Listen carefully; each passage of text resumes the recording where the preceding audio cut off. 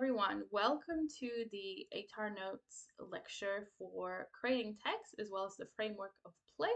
My name is Sunny. Really excited to be delivering this lecture to you all today. Hope you find it really useful for the changes in the new study design. It helps to clarify some things. We'll be looking at a breakdown of the mentor text as well for the framework, as well as some ideas that you can explore in your writing, and dissecting reflective commentary as well, how you can write that, looking at examples, including an exemplar piece, an example of a reflective commentary. So let's jump right into it. So first, I'll begin by introducing myself. You might have seen me if you attended the English Units 3 and 4 lecture as well. My name is Sunny. I completed VCE in 2021 with an ATAR of 96.70, and I received a study score of 44 in English, as well as doing well in my other subjects, and I did 3 English subjects. So I also did English language and literature on top of English. I'm currently in the last year of my degree, completing a Bachelor of Paramedicine at Monash University. So this is what we'll be covering today. You can follow along on the bottom bar as well. Use the live chat to ask any questions as well while we go along.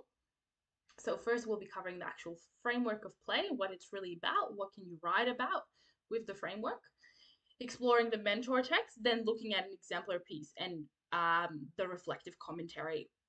So first we'll look at the framework of play, ideas you might choose to explore in creative writing, then examining and analyzing the mentor text from the study design. We'll be looking at how they respond to the framework and how they can inspire your own authorial decisions, dissecting the message and purpose behind them, which can hopefully serve as some inspiration for your own writing. Reviewing an example piece, responding to the framework, and looking at how you can analyze and craft your own exemplar reflective commentary. So writing about play, first you need to consider what play means to you. And if you're not happy that you've got this framework, you need to know that you've kind of boxed yourself in. Maybe you've boxed yourself in to connect it with just childhood play, but there's so much more to the framework and so much more that you can write about with it. So think about the kinds of play that you might be engaging now. Maybe you play musical instruments, sports, video games. What does play mean to you? Most hobbies have some connection to play. For example, like when I think about play myself, I think about reading books, and I feel like that takes me to a lot of fictional worlds and those kinds of things. It's good for my imagination. I could write about reading books, what that brings to my life. I think about bouldering, like rock climbing, that I do. I think that's also a really great way play, and I think about how that shifts from, maybe you're like climbing trees as a kid, but now you're older, I'm engaging in this sport, bouldering, and it's play. It's play in a way. It's fun. It's a really fun activity for me. So what does play mean to you? And alternatively, if you do like the idea of childhood play, because it's such an important part of development, and you can even connect in your writing some childhood like developmental theories and what psychologists have to say about childhood play and how it's important for learning and building social skills. You can reminisce about some of the make-believe scenarios. Do you have maybe like an imaginary friend, games that you played with, playground, primary school? And although these activities are primarily a form of relaxation and leisure, you need to extend your messages about play and your purposes that you're going to incorporate into your creative pieces. Because play can also be a unifying group activity, such as team sports, can be competitive, like video games, or it can be a challenging medium of creative expression. It can be associated with talent, with expressing yourself, your thoughts and feelings, such as if you're composing music or poetry. So because play is typically associated with childhood, it can take on different associations in adulthood. It's completely normal for children, for example, to enjoy playing with toys or stuffed animals, but it shifts in adulthood. It's unconventional or it's childish for an adult to indulge in such hobbies. There might be some links, like you might still have like a stuffed toy that you like to sleep with, but you're probably not playing with toys that you played with as a kid anymore. And even for adults, it's quite normal to extend, and there will be some links in some of the hobbies that they've got. Like maybe some people like um played with Legos growing up, but you build, like you buy like figurines and you build them up from small blocks to keep as a decoration in your room. So you need to analyze potentially with this framework how play has shifted for you growing up from how you used to view it as a kid and how used to engage with it as a kid versus you've still got it now. Everyone has some kinds of forms of play in their life, but how has it shifted? How has it changed for you? The way we play can also depend on our personality. Many forms of play, music, art, or sport, can be either independent or group activities and could either be immersive, meditative experiences, or cathartic ways to unleash emotions and energy. So, whenever writing about this framework, you need to explore the significance of play to different groups of people or to yourself. What does it mean to you? And there's a few ideas there. Play could be even highly structured or rules based if you're playing a board game, for instance, or could be defined by a complete lack of rules, lots of freedom. So let's look at what different forms of play have in common before we delve into its many forms, and then we'll have a slide as well that's got some specific ideas to focus writing around. So this should help you to work with the framework. Let's talk about the necessity of play. And this is what you might craft your messages, your ideas for a purpose around when writing with this framework. So play transcends the boundaries of age, culture, language, and time, weaving itself into the very fabric of our existence. It's not just a luxury, but it's a fundamental necessity. It's a way of relaxation, but it also helps with our social well-being because a lot of these are group activities or things that you'll have as a shared interest with your friends and people that you care about, things that bring people together. And it enhances physical, emotional, cognitive well-being as well. It's mental stimulation as well. At its core, play will be a means of exploration and experimentation. It helps us to learn.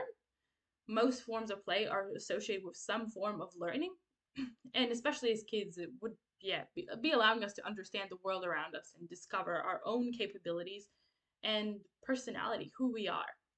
So in childhood, play is a developmental cornerstone. It has a lot of benefits, and they found that you need it to foster creativity, problem solving, emotional intelligence, and it helps with learning how to form meaningful relationships and those aspects of social interaction. So research has found that unstructured, imaginative, and cooperative play are all essential in helping us learn how to navigate complex social dynamics, negotiate conflicts, and build resilience in the face of adversity. So it helps to build all those really important life skills from an early age. Similarly, a child that is restricted from play or doesn't play or doesn't fit in with other kids has significant negative developmental impacts, and in terms of reaching developmental milestones, also indicated by research. So think about, you can even write from the perspective of someone being excluded from play or someone who has grown so numb growing up or as an adult that they just live in a routine and they don't engage in any forms of play or mental stimulation. How empty and sad that person would be feeling, potentially lonely, things that would be missing in their life, to represent the importance of play in a different way for someone that doesn't have it in their lives. As we transition to adulthood, play will take on new forms for everyone, but it will still remain equally as important. And it's different to everyone. That's why it's a framework. Like, you need to put your own spin on it. How do you imagine why it's important? What are the most important things about it to you? What are the ways you express yourself through play? And yeah, it's usually connected to any and every hobby that you might have. You can adapt this framework to. So things like sports, hobbies, leisure activities, all things that provide opportunities for relaxation and stress relief, and they're all forms of play.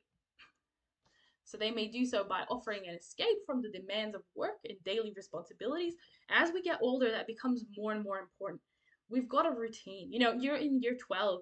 You need your hobbies. You need valuable hobbies as a coping mechanism to avoid burnout this year, especially when exam period rolls around. So, you know, you really start to appreciate when you're going through a difficult period in your life where you feel like you're busy, you don't have a lot of downtime. Having a meaningful downtime, engaging in play, such as a sport, like, it's going to rejuvenate you, make you motivated, give you energy when you felt really tired and you didn't have any energy, and serve as a form of, mental stimulation.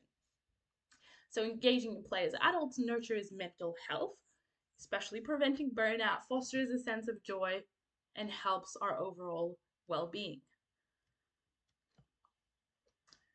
What else is playfulness really important about? It's important for creative thinking and innovative problem solving. So different forms of play bring something different to the table. So as I'm talking about these, I want you to think about what kind of forms of play from ones that I've brought up would fit into that description, would apply to that description. So if you think about creative thinking, you might be an innovative problem solving. You might be thinking about, those things like video games, reading books, because you get to experience situations through someone else. You might have never had those same life experiences, but you're reading about it and you can feel like you're actually part of that experience and you can understand that experience and get a sense of it, what it would be like to be in a situation. Playing fosters our ability to engage in divergent thinking, in different types of thinking, and see lots of possibilities. A really interesting thing that psychologists might use is called the alternate uses test, that asks someone to think of as many possible uses for an everyday object like a vase, for example. So, for instance, they can assess someone. Let's use that vase example. A basic person that doesn't have creative thinking, that has been given this task, might think, I use the vase to put flowers in it and that's it. And they can't come up with anything else. And then a creative person might come in and think, I use the vase to put my keys in so that if someone ever tries to break into my house and steal from my house, they can never find my keys because I keep it in a vase and they'll never think to look there. That would be an example of someone who's done really well on the alternate uses test to come up with lots of different uses, and that won't be their only one. And that's fostered through play. Play is the main thing, different forms of play that fosters our creativity and problem solving in life, having those meaningful hobbies.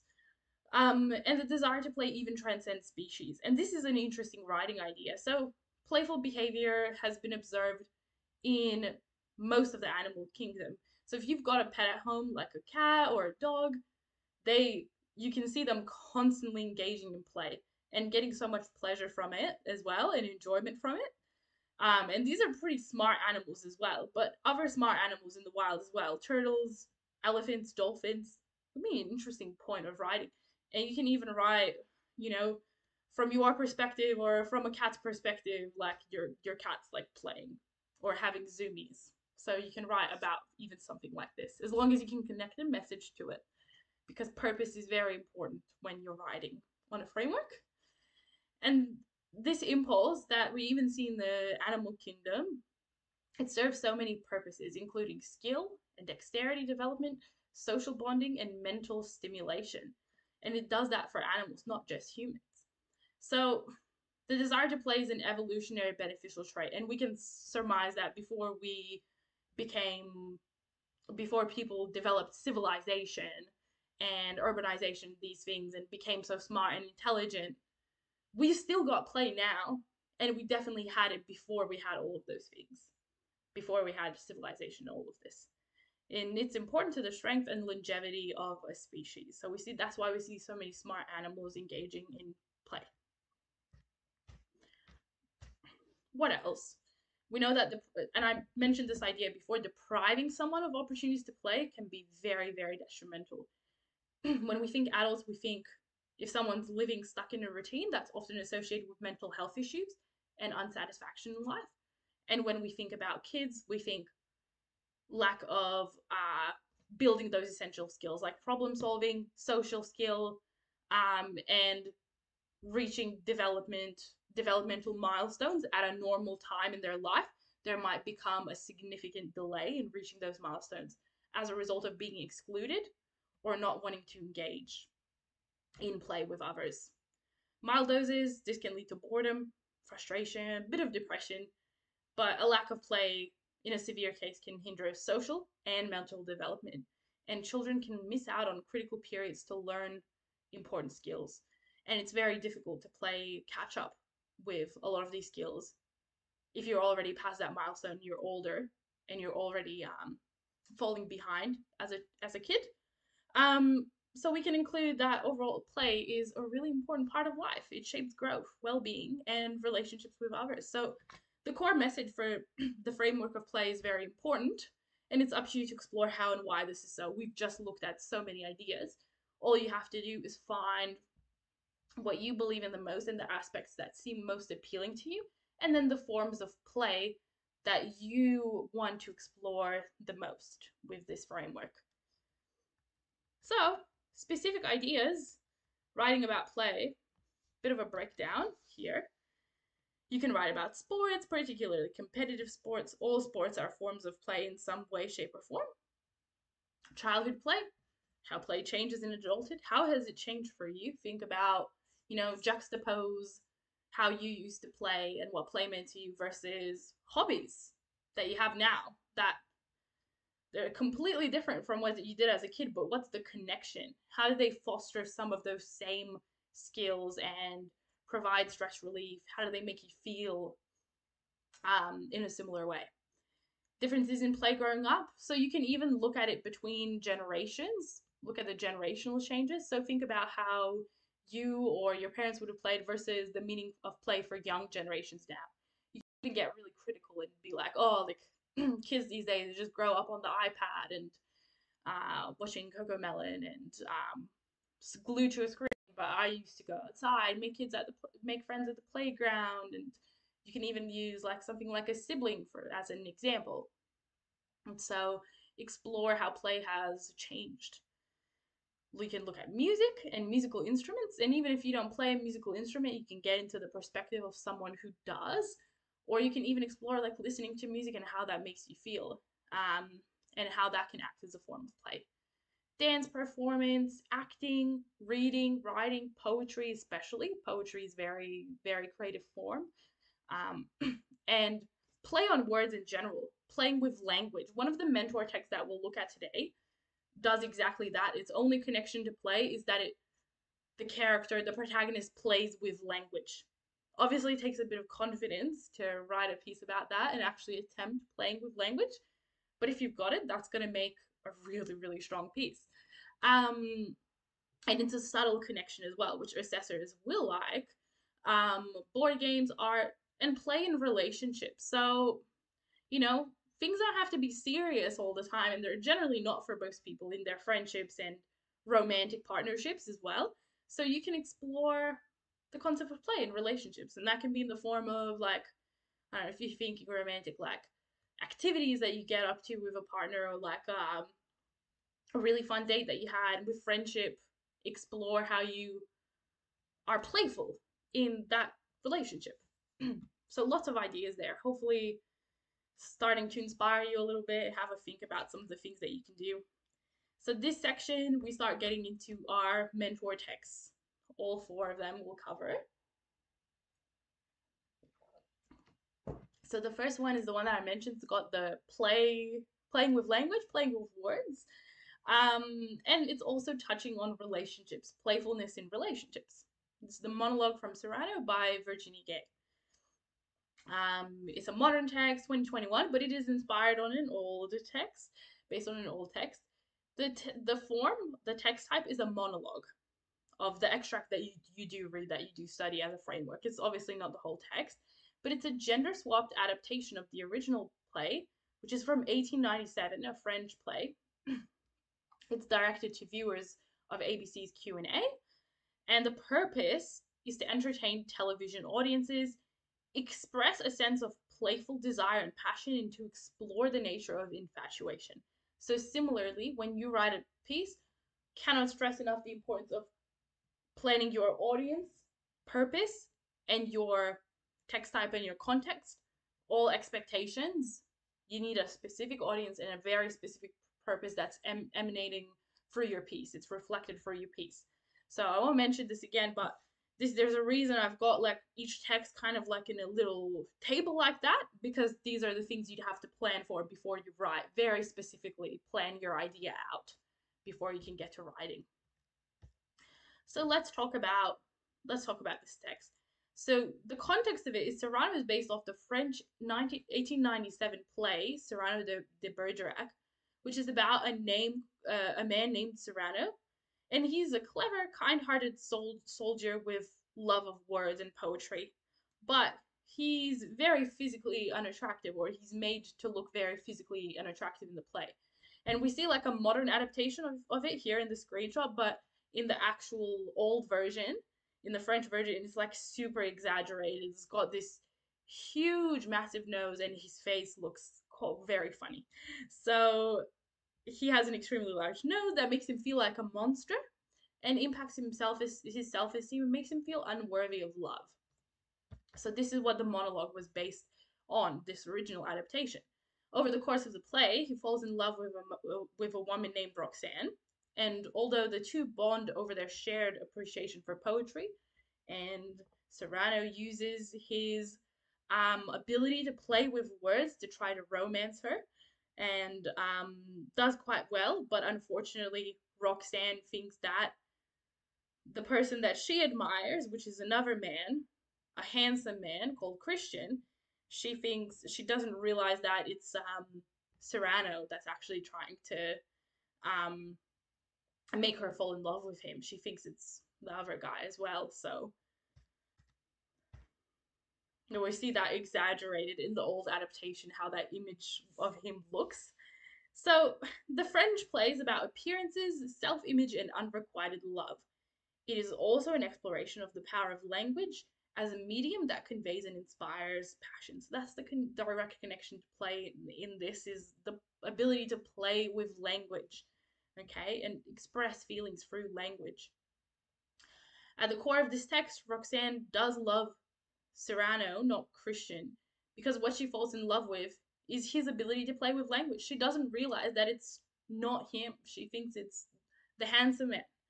So let's get back to the 2021 adaptation. Cyrano is a gender-swapped version set in the modern day instead of this older context.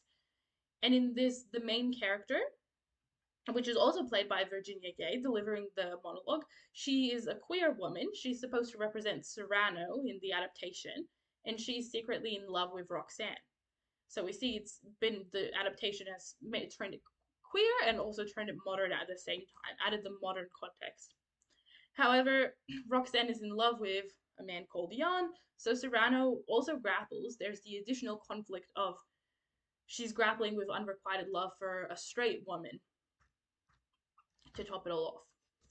So as we continue to go through the text now, we're also going to break down textual features, and this is the aspect that the aim is some textual features that are used can serve as inspiration for your own writing, because when you analyze a mentor text, you'll be trying to do close readings of your mentor text, okay?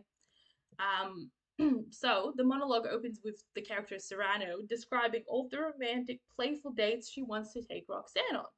Now we see more connections to play here. She wants that adventurous, spontaneous relationship. There's things like repetition and anaphora being used as she lists all of the hypothetical scenarios, maintaining a grandiose and almost dreamlike tone. So she's immersed in her imagination, more play. So we see, yeah, that has that childish sense of exaggeration and admiring someone so much. That's what this word means. Those connections to play. Monologue also contains lots of high modality, so high certainty, extreme language to convey the extreme depths of her character's emotional devotion, and rich imagery like the Turkish spice market smelling of clove and cinnamon. It's delivered in first person with occasional direct addresses to you when she asks a question and then pauses, waiting for an answer. So this tries to make the monologue feel much more intimate and personal, as if members of the audience are the other party of the conversation. So you can see how monologue from Serrano has tried to incorporate the audience really nicely, just how Vika wants you to do in your creating text pieces. What else? What other textual features are embedded? There's also symbolism and metonymy. When Serrano enthusiastically proclaims, "Let's have a garden," we know that this isn't about her sudden love of gardening. What she's excited for is the notion of a shared life together. All of the specifics in the monologue symbolize the variety and richness of their hypothetical future as a couple, and none of the specifics or logic matter. You can see Serrano really plays with this idea of a relationship and a future together and doesn't really let reality get in the way, just romanticizes that situation. It's a really playful idea that she has of the relationship, potential relationship. This is apparent also in Serrano's reckless abandon. There's run-on sentences that are present that shows that she's a bit reckless. She trails off, revises a fantasy, for example, in which we'll serve up lamb we cooked for hours, except you're a vegetarian. You told me that we'll serve up eggplant we cooked for hours. That's a trail on sentence. You see that broken sentence structure is just a long, convoluted idea. So visual with the female adaptation, that's also from the actual Serrano in Melbourne, I think it was, that this was actually this one was actually filmed in. So she reaches also a dramatic crescendo when one of her rambling fantasies casually mentions a kid's room. We see more of that really like playful. This idea is completely rejecting any logic or reality. If she pauses, realizing the gravity of having already assumed they would go on to have children, covers her awkwardness with laughter, another technique that's used, jokingly breaks down the fourth wall by saying, "Maybe we could talk about this later. It's just I'm on national television at the moment." Because this was filmed, we saw at the ABC's Q&A studio. Here, her character acknowledges that this is a performance, also demonstrating a self-aware playfulness. So many examples of playing this in this monologue. So this also subverts our expectation as an audience because it breaks from that fictional world and brings back to the reality and goes from being so playful and like reckless to I'm hyper aware of the situation. Towards the end, the pace slows to fragmented sentences that function as snippets of details in her imagined future. We see a short sentence structure, those sentence fragments being used, car horns, shouts of people, a hammer drill, the smell of someone pressing waffle cones, gasoline, jasmine, and these are really disconnected as well. None of these elements are also romantic or idyllic, but it's a powerful way to convey her appreciation for beauty in mundanity, that everyday life of a person, a living person. Final line is the mess and the fuss of living. So saying, again, we see that's connections to play within the world of play. This speaks to the character's desire to experience all life has to offer with the woman she loves. She craves that playful love that she's devised for them. Okay, and she wants that to get out of the boring and awful routine of living, get away from all that seriousness and hardship.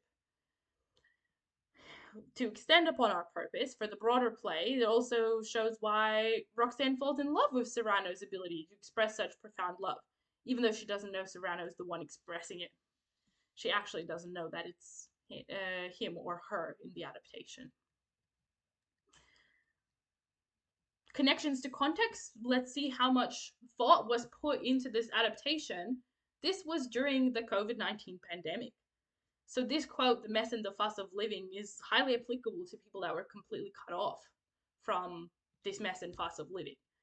So COVID-19 restrictions took a toll on so many people. So hearing this monologue sort of so playful and filled with hope, makes you get to thinking of a future of traveling to new cities, having friends over, enjoying the noises of life in this way. So we can see how Serrano's tried to share her enthusiasm with her audience and make it a bit inspiring as well. So, well thought out audience group for the piece, which is, yeah, something to definitely take inspiration off, because we need very specific audience defined for our creative writing with the frameworks as well. So, some ideas of how can you use the monologue from Cyrano. You could write your own monologue intended to convey a speaker's deeply personal emotions or dreams for the future. Choose a context that would be suitable for this kind of raw honesty. Is it, for example, is it an end of life confession, or are they speaking to someone that's passed away or moved away? Or you could write an imaginative story using the same tone of joyful enthusiasm and optimism conveyed in Serrano's monologue. So instead of going for a monologue, you go for a short story.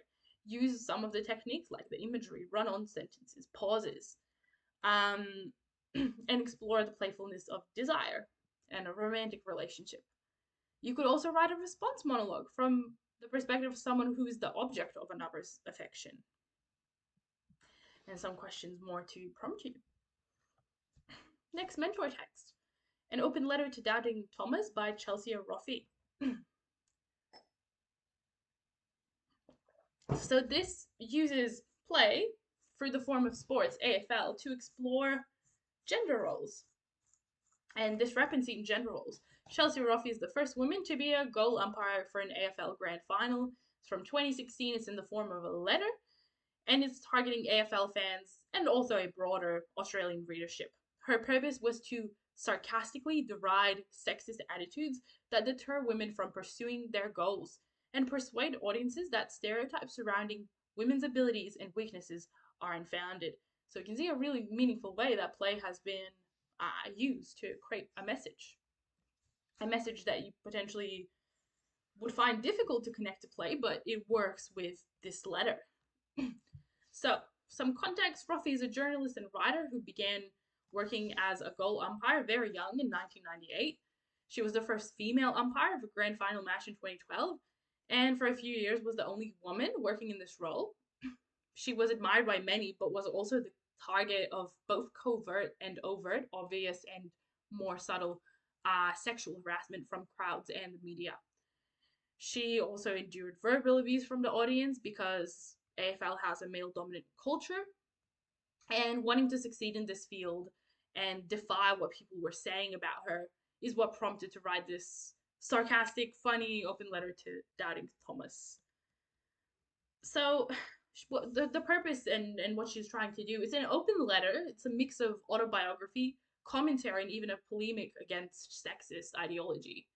She presents this for humor and sarcasm, trying to abstain from having that really negative tone and express a lot of rage, which is what she'd be feeling, but she's used humor and sarcasm to try to avoid that.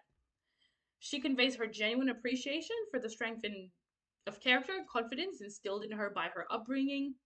She also uses, this is a great example of like play, an anecdote that she's used, a personal recount, in which she met with Australia's first female Prime Minister, Julia Gillard, before an AFL grand final, and mockingly assures readers that all they talked about were important issues like wardrobe choices and hairstyles. So, what Roffey is trying to do is present two opposite versions of female identity. One's that stereotypical reductive vision of a woman that reduces a woman only to basically a sex object, and the other is that fully fledged person.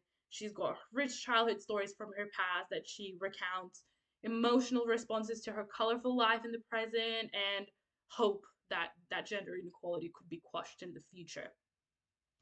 So we see she plays with humor and sarcasm to not make this piece negative, but to point out, juxtapose this imagined version of women that she paints is ridiculous and inaccurate, and what her life is actually like. And it's very rich, and she shows how silly people are to look at her that way.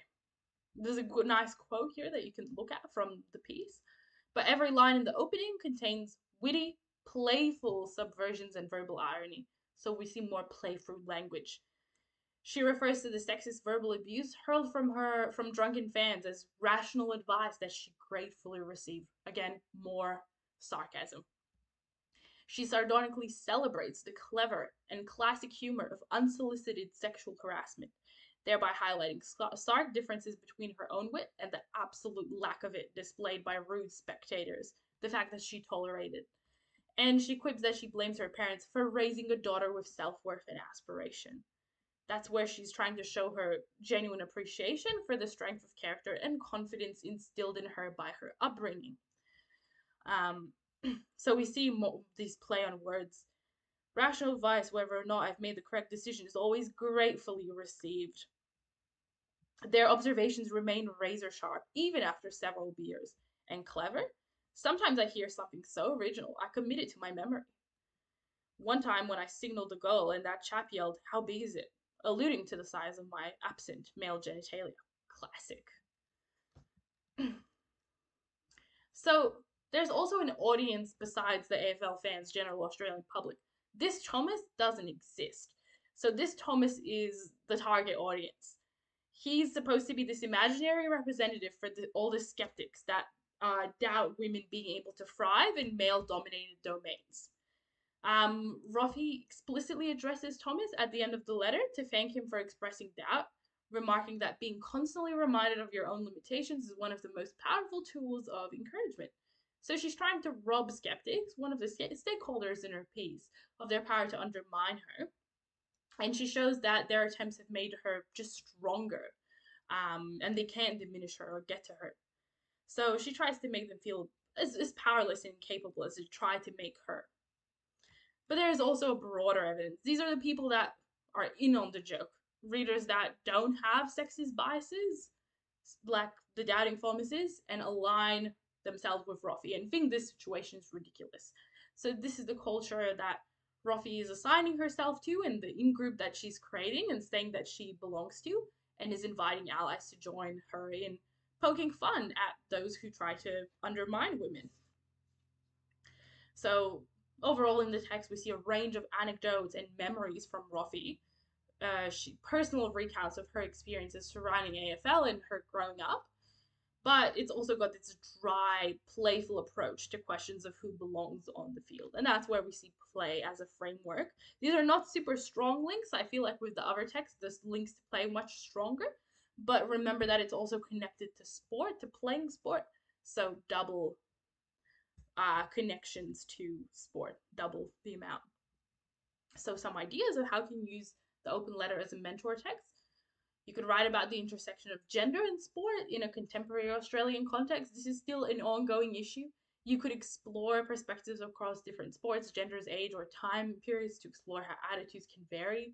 You could write an introspective, reflecting upon yourself piece from the perspective of someone in the crowd at an AFL match. Imagine if you were watching this AFL match and saw people speaking to her that way and the sexist attitudes being expressed. How would you feel and react to that? And what would you be thinking about these attitudes of these people? You could write a sarcastic open letter that seeks to change people's minds about an issue. So you draw more on the sarcasm and irony and these kinds of features that she's used to work with the plain language idea. Integrate playful humor to combat criticism and rally people to your side, just like she has done. Next, mentor text, All That We Know of Dreaming by Penny Russin. So Penny is an Australian fiction writer. This is a short story, and the audience of this was short story readers interested in family dramas and introspective narration. The purpose of the author, she aimed to sarcastically deride sexist attitudes that deter women from pursuing their goals and persuade audience that stereotypes surrounding women's abilities and weaknesses are unfounded. So you can see there's a bit of a similar purpose with this one. So I personally think that, your schools choose free out of the 4 mentor texts. I think you might be doing either All That We Know of Dreaming or the open letter, chances are, but it's still good to dissect, and this actually includes examples of childhood play. So this is a short story set in rural Australia, told from the perspective of a mother of 3.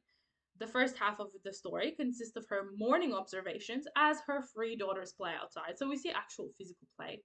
And in the second half of the story, she takes her youngest daughter, Mimi, out to assess a car wreck on a nearby country road.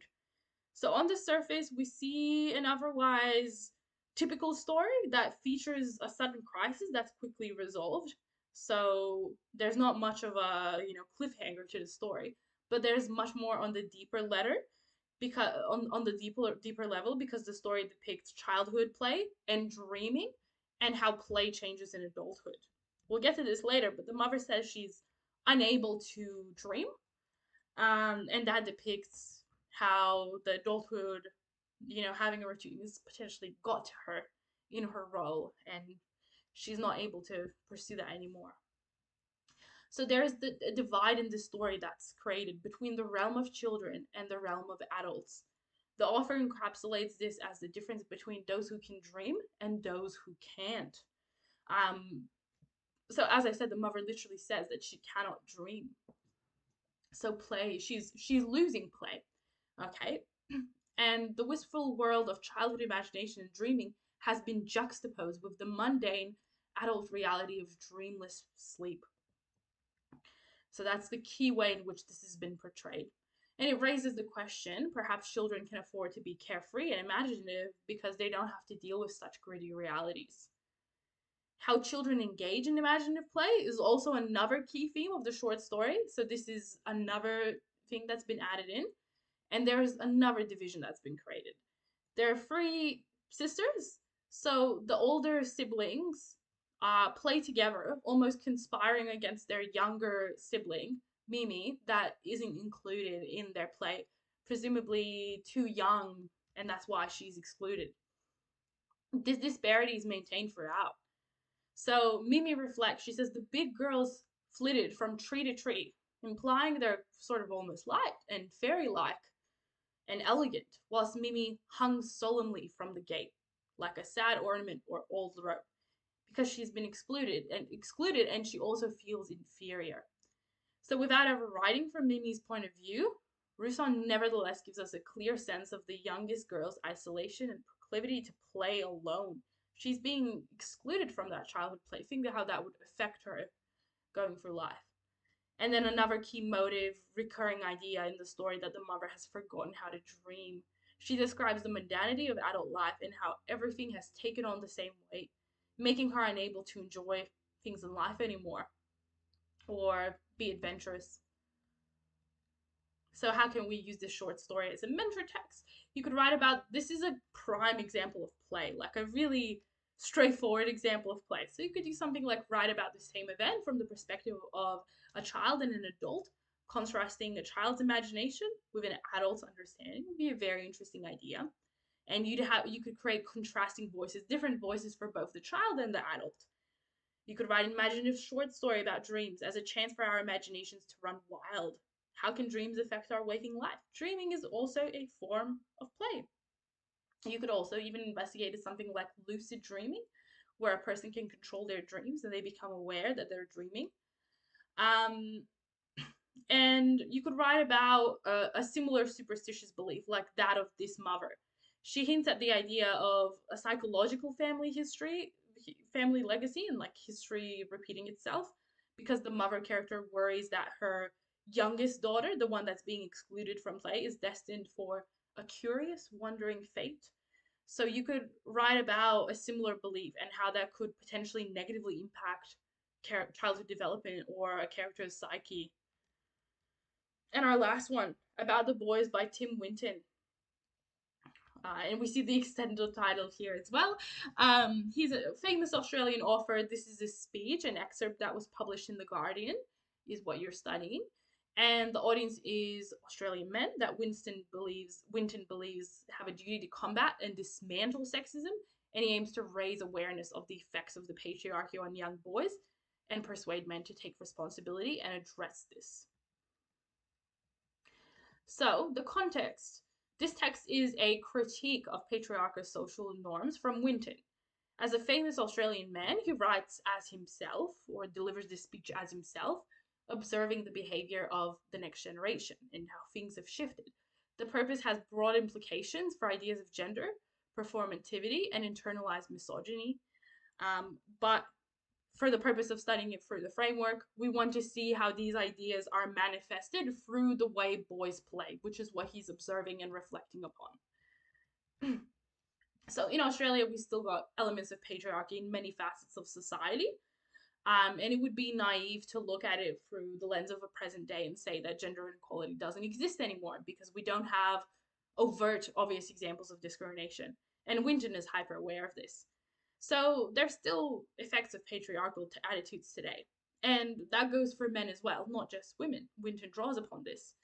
This happened in the light of the hashtag #MeToo movement, um, which highlighted, the prevalence of sexual assault and effects of a culture of shame and silence for women.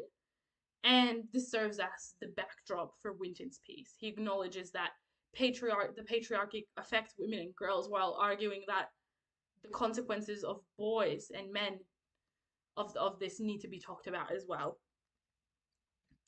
So his article explores the dynamics of masculinity. It shapes the lives of young boys, and it's a very contemplative and internalized piece. It starts with a descriptive approach where he outlines his observations of surfers he sees on the beach, and then it ends with a more prescriptive attitude, a very, very specifically instructing his readers on how to resolve issues of misogyny. It turns from contemplative descriptive to very serious. He begins in an almost stereotypically Winton way at the beach, and this is where he observes play. So he artfully portrays the shy, asymmetric exchanges and the moments of mutual curiosity that transpire amongst young boys out in the water, and he illustrates the tenderness inherent in their interaction. So he's observing these boys playing at the beach, and he changes perspective. Sort of, at times he appears like a detached observer, and at times almost like an occasional participant. And he articulates a sense of affinity, being able to relate, and amusement towards these young surfers. Winton is quick to make that he isn't dismissing experience of women. He just wants to shine the spotlight on men as well. He then declares his intent as wanting to focus on the boys for a moment, highlighting that society shames them out of feminine characteristics like beauty, grace, and vulnerability, characteristics he finds positive. And he implies that young boys are therefore compelled to suppress many facets of their nature to conform to this toxic model of masculinity.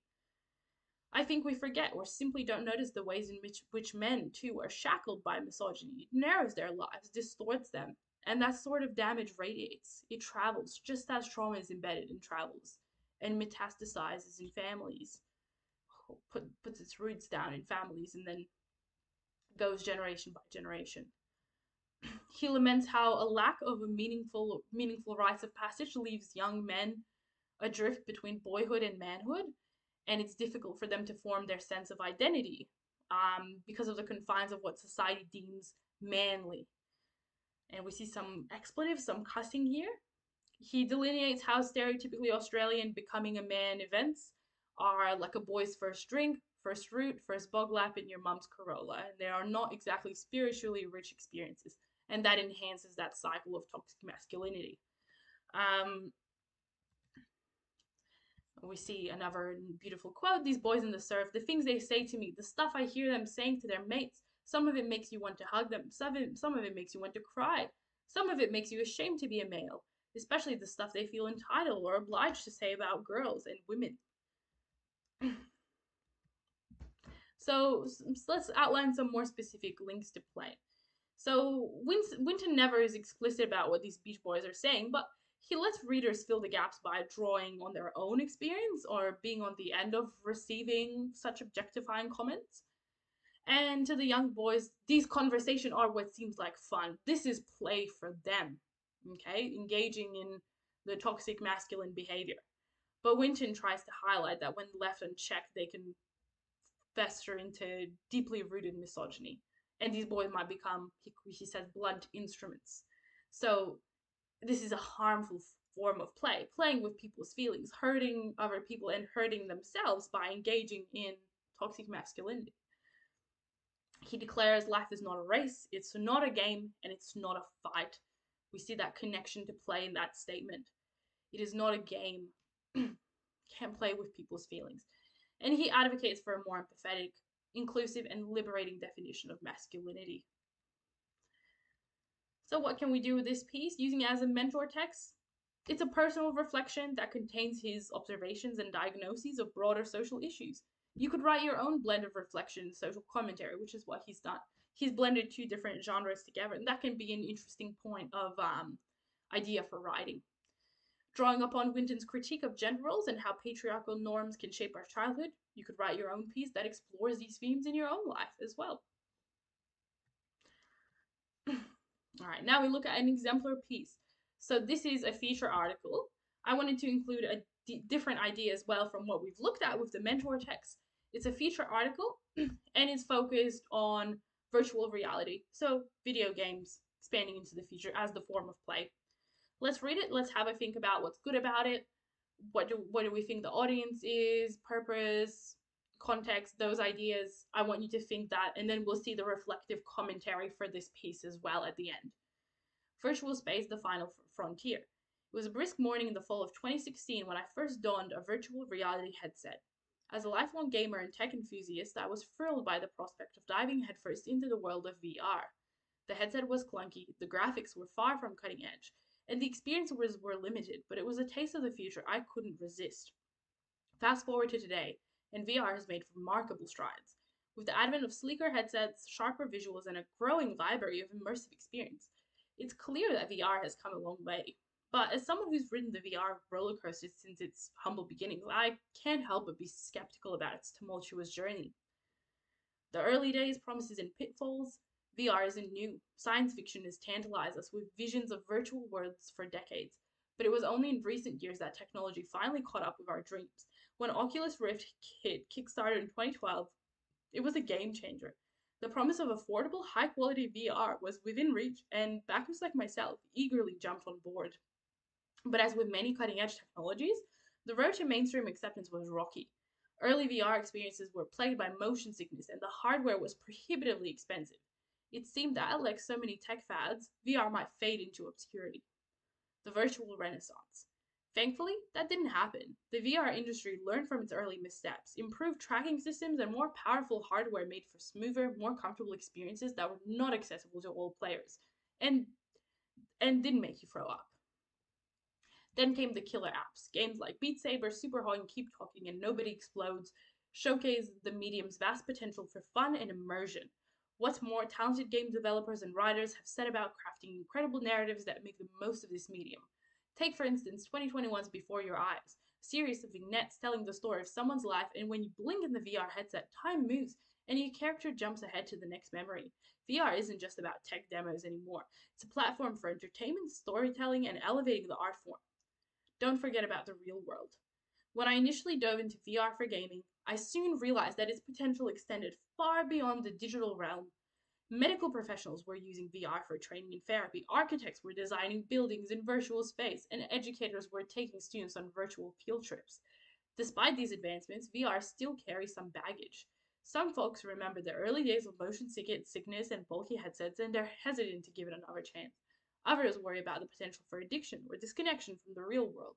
I get it, skepticism is healthy, but even cynics can't deny that VR has evolved. Like any technology, VR should be used responsibly, but dismissing it based on past stumbles is a missed opportunity. All right, good. So, contemplate was the last page as well. We see it was very long to read, guys. So, contemplate as well. We can read this last one while I'm talking as well. Contemplate what is the audience, what is the purpose, the message in this piece, what are the links, connections to play that this used. We obviously know the form, the text type, what are some intentional language choices. So if you write a piece similarly, you need to plan these ideas for your reflective commentary, which we'll quickly touch on now as well.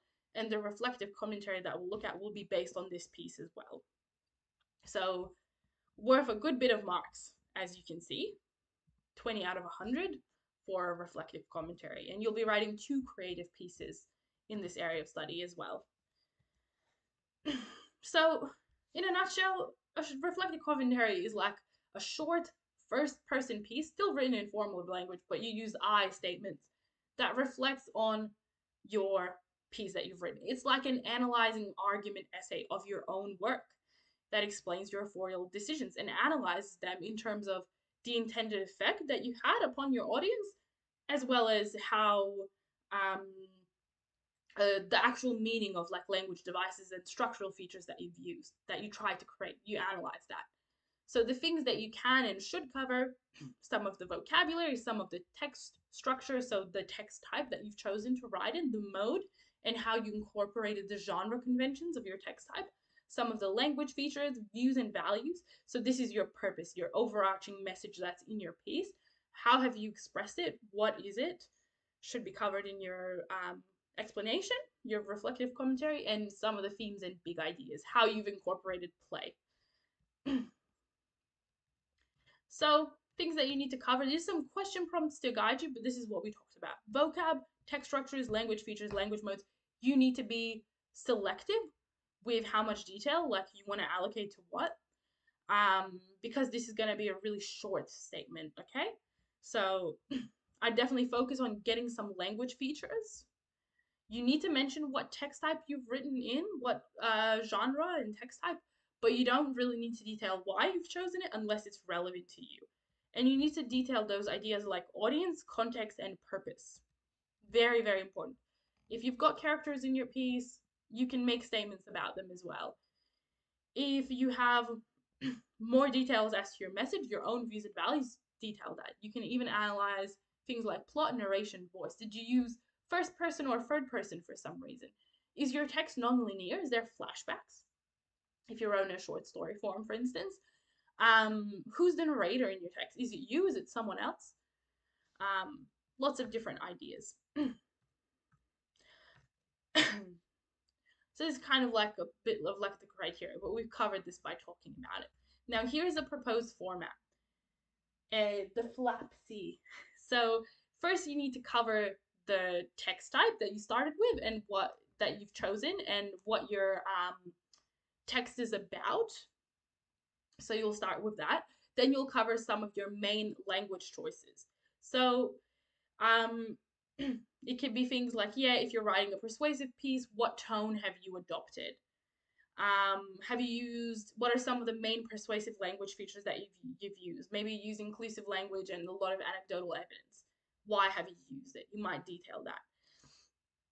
And then for a short story, you know, you'll be thinking more along the lines of the main language devices like imagery, metaphors, tone, and you give a short detail as to their purpose.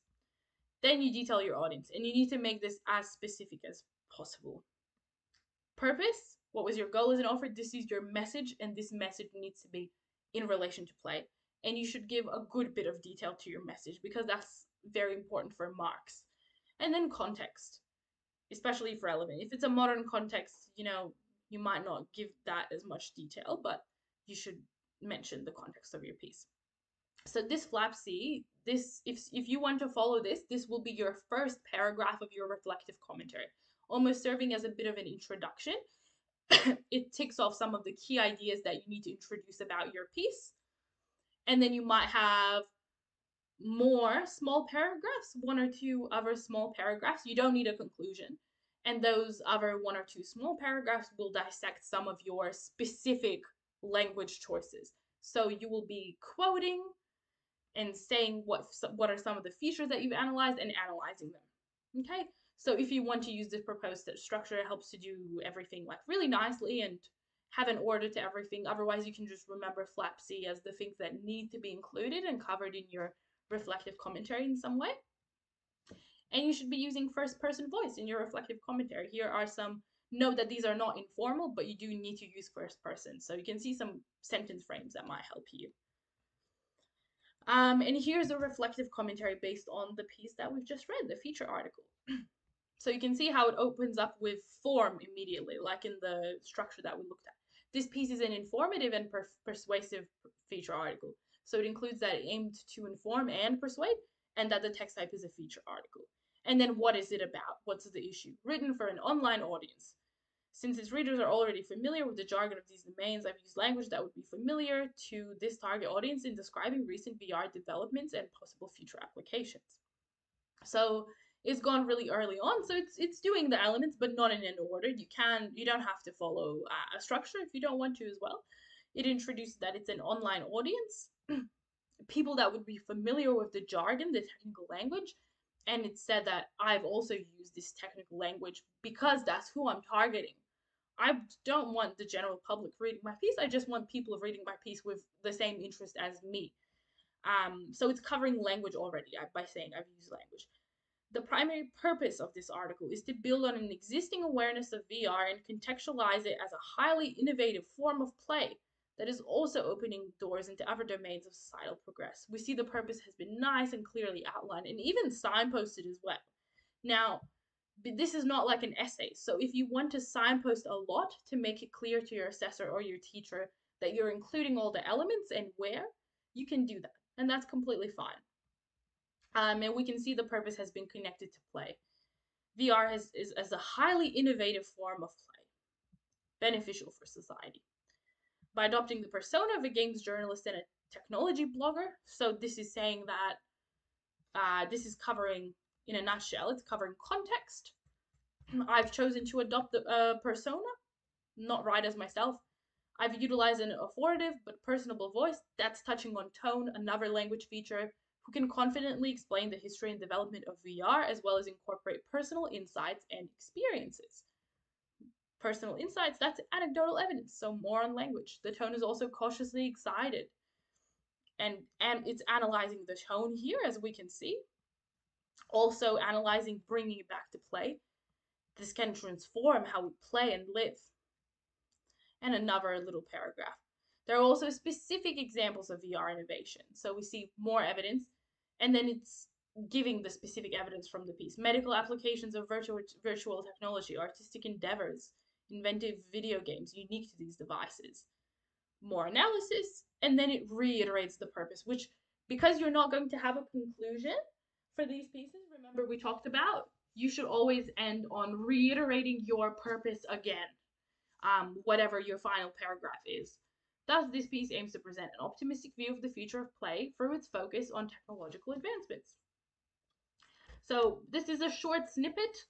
What is missing is this should still be a bit longer. It ticks off the main details, but you can see it's short due to the fact that it's not like quoting things that it's analyzing, and it should be the quoting the things that it's analyzing. So just keep that in mind for your piece. But as a frame and as an example of writing about play in a reflective commentary, it's a really, really good example. And it's got all of our elements that we need to see, the flapsy that we talked about. Okay, thank you guys so much for coming along to the session. And I hope you find it really helpful, got some inspiration for your writing, some clarity about your mentor text as well, hopefully, and the reflective commentary. And good luck with the rest of your studies and with the rest of the year with English. Thank you, everyone. Bye.